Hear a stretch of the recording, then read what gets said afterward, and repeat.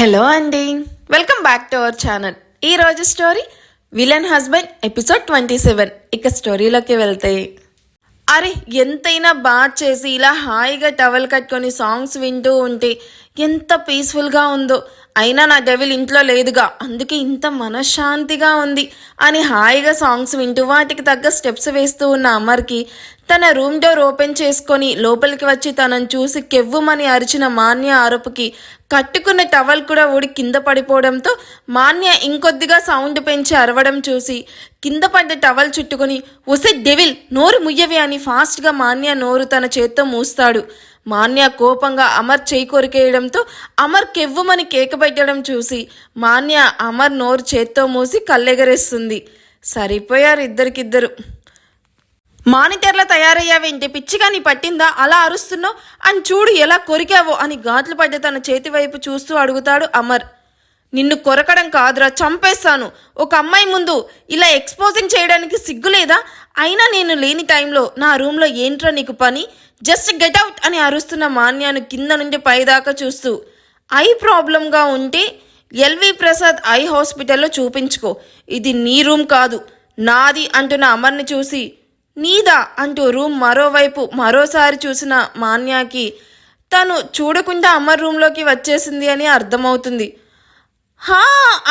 నీ రూమ్ అయితే ఏంటి, ఇలా డోర్ లాక్ చేయకుండా ఎక్స్పోజింగ్ చేయమని చెప్పారా నీకు? ఆడపిల్లలున్న ఇంట్లో ఎలా ఉండాలో కూడా తెలియదా నీకు? ఎలా ఉండాలో నేర్చుకో అని అమర్ను దూరంగా నెట్టి మళ్ళీ తన మొబైల్ రింగ్ అవ్వడంతో కాల్ లిఫ్ట్ చేస్తూ మమ్మీ ఏంటి అన్నిసార్లు కాల్ చేశావు అంటూ మాట్లాడుతూ అక్కడి నుండి వెళ్తున్న మాన్య వైపు పిచ్చి చూపులు చూస్తూ, దీనికి నిజంగా లూజ్, నేనేమన్నా న్యూడ్గా ఉన్నానా? లోపల షార్ట్ ఉంది కదా, దానికి ఎక్స్పోజింగ్ అంటాదా అని మాన్య బిహేవియర్కి తలకొట్టుకుంటూ డోర్ లాక్ చేసి జైకి కాల్ చేస్తాడు అమర్. రుద్రాంశ్ తన తల్లి వైపు చూస్తూ, లిజన్ మామ్, నాకు నువ్వు డాడ్ అంటే చాలా ఇష్టం. మీకోసం నేను ఏం చేయడానికైనా రెడీ. బట్ నాకు ఇష్టం లేని పర్సన్తో నా ఎంటైర్ లైఫ్ షేర్ చేసుకోమని చెప్తే మాత్రం నేను వినను. శ్రీ అనే కాదు, ఇంకెంతమంది అమ్మాయిలు వచ్చినా నాకు నచ్చరు. ఎందుకంటే నా మనసులో ఆల్రెడీ ఒక అమ్మాయి ఉంది. తనను రీప్లేస్ చేయడం ఎవ్వరి వల్ల కాదు. సో నువ్వు కూడా ఇలాంటి థాట్స్ చేయకుండా ఉంటే అది ఇద్దరికీ బాగుంటుంది మామ్. అండ్ నువ్వు అనుకున్నట్టు ఇండియన్ గర్ల్ని చేసుకుంటే నేను ఇండియాలోనే సెటిల్ అవ్వాలి అని ఏం లేదుగా. నేను ఎప్పటికైనా నీ కొడుకుని ఓకే అంటూ అపర్ణ వైపు చూస్తాడు. రుద్ర ఎప్పటికీ తనతోనే ఉంటాడు అన్నందుకు హ్యాపీగా ఫీల్ అవుతూ, రుద్ర ఒక్కసారి శ్రేయ గురించి థింక్ చెయ్యి. శ్రేయాకేం తక్కువని తనను రిజెక్ట్ చేస్తున్నావు చెప్పు? తను నీ కోసం చాలా చేంజ్ అయింది, ఇంకా చేంజ్ అవుతుంది కూడా. Why don't you think about her? నాకు చిన్నప్పుడే ఒక అమ్మాయితో ఆ గాడ్ ముడి వేసేశాడు. ఇన్ని ఇయర్స్ అయినా నా మనసు తననే ప్రేమిస్తూ ఉంది. సో ఎంతమంది శ్రేయాలు వచ్చినా నేను ప్రేమించిన అమ్మాయి అందం ముందు ఎవరూ సరిపోరు. నీకు శ్రేయ పిచ్చి పట్టింది కాబట్టి నేను ఎంత చెప్పినా నీకు అర్థం అవ్వడం లేదు. నాకు ఆఫీస్కి టైం అవుతుంది, బాయ్ అంటూ రుద్రాంశ్ విసుగ్గా అక్కడి నుండి వెళ్ళిపోవడం చూసిన అపర్ణ ఆలోచనలో పడుతుంది.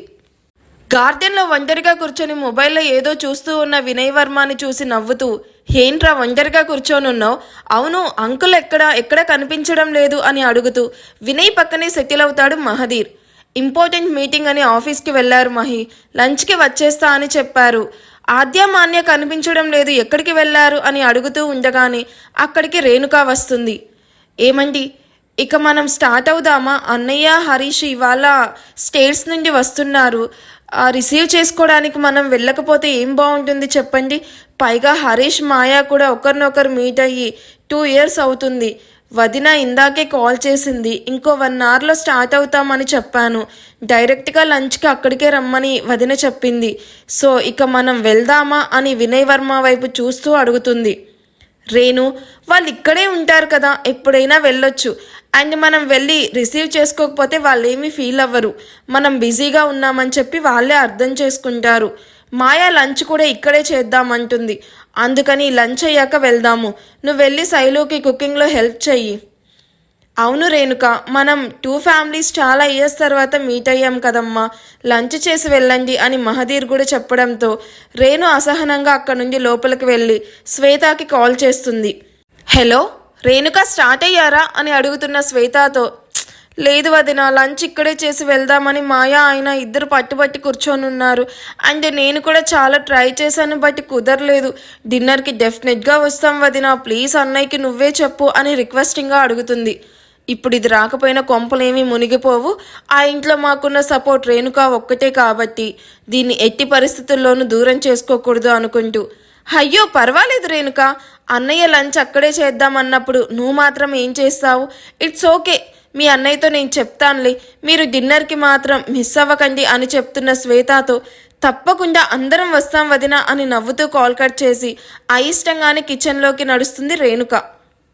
జై నాన్సీ మూడ్ చేంజ్ చేసి తనని తన ఫ్లాట్ దగ్గర డ్రాప్ చేసి అటు నుండి డైరెక్ట్గా ఆఫీస్కి వెళ్ళి మీటింగ్కి అటెండ్ అవుతాడు. 1 అవర్ పాటు ఉన్న ఆ మీటింగ్ ఫినిష్ అవ్వగానే క్లయింట్స్ని మీట్ అయ్యి ఆ ప్రాజెక్ట్ డీటెయిల్స్ అన్నీ ఎక్స్ప్లెయిన్ చేస్తూ బిజీ అవుతాడు. అది కూడా ఫినిష్ అవ్వగానే పెండింగ్ ఫైల్స్ మీద సైన్ చేస్తూ ఉన్న జై క్యాబిన్లోకి ఎంటర్ అవుతాడు తన పిఐ చారి. సైన్ చేస్తూనే చారీ వైపు చూస్తూ, ఏంటి చారీ బాగా టెన్షన్గా కనిపిస్తున్నావు, ఏంటి మ్యాటర్ అని చారీ టెన్షన్ పడ్డం చూసి అడుగుతాడు. సార్ అది మీకు చెప్పాను కదా సార్, ఒక ప్రాజెక్ట్ విషయం మీద మింత్రా కంపెనీ సీఈఓ ఇండియాకి వస్తున్నారు అని, అండ్ వాళ్ళు మనతో కొలాబ్ అవ్వడానికి ఇంట్రెస్ట్ చూపిస్తున్నారని వాళ్ళ మేనేజర్ కాల్ చేసి నెక్స్ట్ వీక్ వాళ్ళ బాస్ ఇండియా వస్తాడని ఇక్కడే కంపెనీ పెడతాడని చెప్పారు. మీరు ఓకే చెప్తే నేను ఈ ప్రాజెక్ట్ను ఫైనల్ చేసి అగ్రిమెంట్ ఫ్యాక్స్ చేస్తాను. హో యా, చెప్పావు కదా, నేను మర్చిపోయాను. Okay, you can do one thing, వాళ్ళ కంపెనీకి చాలా గుడ్ విల్ ఉంది అండ్ టేక్ ఆఫ్ చేసిన ప్రాజెక్ట్స్ కూడా అన్నీ సక్సెస్ అయ్యాయి. అలాంటి కంపెనీతో కొలాబ్ అవ్వడానికి నాకే ప్రాబ్లం లేదు. ప్రాజెక్ట్ ఫైనల్ చేసినట్టు వాళ్ళకి ఫ్యాక్స్ పంపించు. అలాగే మిత్రా కంపెనీ సీఈఓకి అకామిడేషన్ మా ఇంట్లోనే అని కూడా చెప్పు.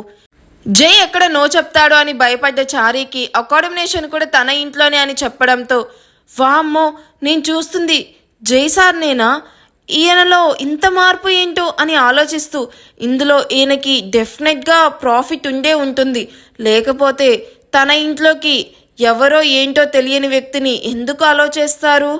నాకు ప్రాఫిట్ ఉందో లేదో అని తీరిగ్గా మళ్ళీ థింక్ చేద్దులే, కానీ ముందు నేను చెప్పిన పని చేయి అంటూ విసుగ్గా సైన్ చేసి ఫైల్స్ చారీ చేతిలో పెట్టగాని, ఈయన గురించి తెలిసి కూడా ఆలోచిస్తూ ఉన్నాను చూడు, నన్ను నేను తిట్టుకోవాలి అనుకొని ఇక్కడే ఉంటే ఇంకా ఎక్కువ తిట్లు తినాల్సి వస్తుందని పరుగులాంటి నడుకుతో బయటికి వెళ్తున్న చారీని చూసి హీడియట్ అని తిట్టుకుంటూ వర్క్ చేస్తూ ఉన్న జైకి అమర్ నుండి కాల్ వస్తుంది.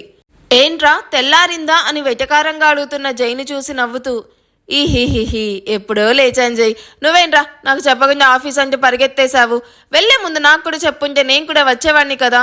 నిన్ను నిద్ర లేపడం అంటే దున్నపోతు మీద వర్షం పడ్డట్టే, ఎన్నిసార్లు లేపానో తెలుసా, పందిలా పడుకున్నావు. ఇప్పుడు కాల్ చేసి నిద్ర లేపలేదేంటి అని అడుగుతావా స్టూపిడ్? అబ్బా మహానుభావ, ఎవరి మీద కోపమో, బాగా కోపంగా ఉన్నావని అర్థమైంది, కానీ ఇప్పుడు నేను కాల్ చేసింది నీతో తిట్లు తినడానికి కాదు, లంచ్కి వస్తున్నావా లేదా అని అడగడానికి. ఇక్కడ అందరూ ఉన్నారు తమరు తప్ప. లంచా అని వాచ్లో టైం చూస్తూ, ఇంతకీ ఆ దెయ్యం వచ్చిందా లేదా అని ఆద్య గురించి అడుగుతున్న జైకి, వచ్చారు జై, అదే కదా చెప్తున్నాను, నువ్వు ఒక్కడవే మిస్సింగ్. లంచ్ అయ్యాక అందరం ఎవరిళ్ళకి వాళ్ళు వెళ్ళిపోవచ్చు, నువ్వు కూడా రా జై, నువ్వు ఇప్పుడు రాకపోతే కావాలని రాలేదని అంకుల్ ఫీల్ అవుతాడు.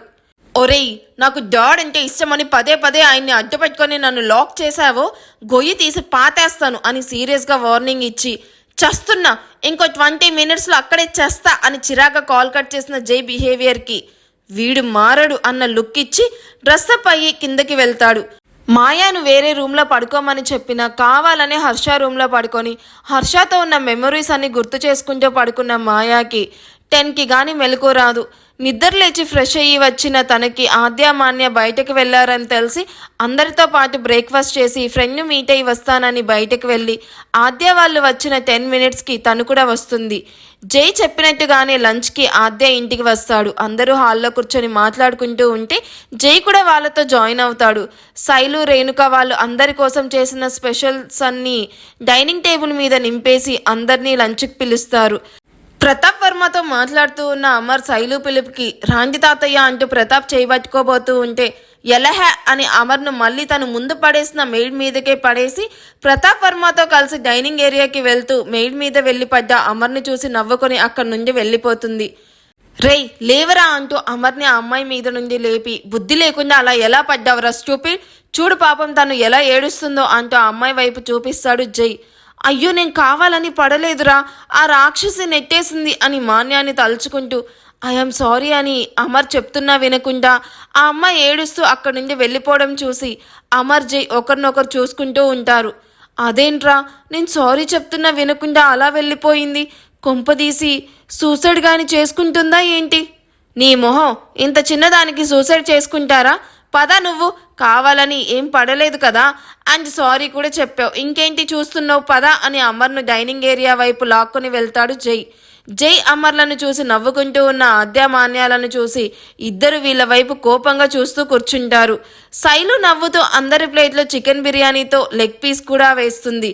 మాన్య లెగ్ పీస్ వైపు చూస్తూ వావ్ ఎన్ని డేస్ అయిందా ఆంటీ మీ చేతి బిర్యానీ తిని అంటూ లెగ్ పీస్ చేత్తో పట్టుకొని నోట్లో పెట్టుకోబోతూ ఉండగా అమర్ మాన్య చేయి పట్టుకొని ఆపేస్తూ ఎంత అపచారం జరగబోయేదో మాన్య, అసలు నువ్వేం చేస్తున్నావో తెలుస్తుందా? నువ్వు చికెన్ తింటున్నావా?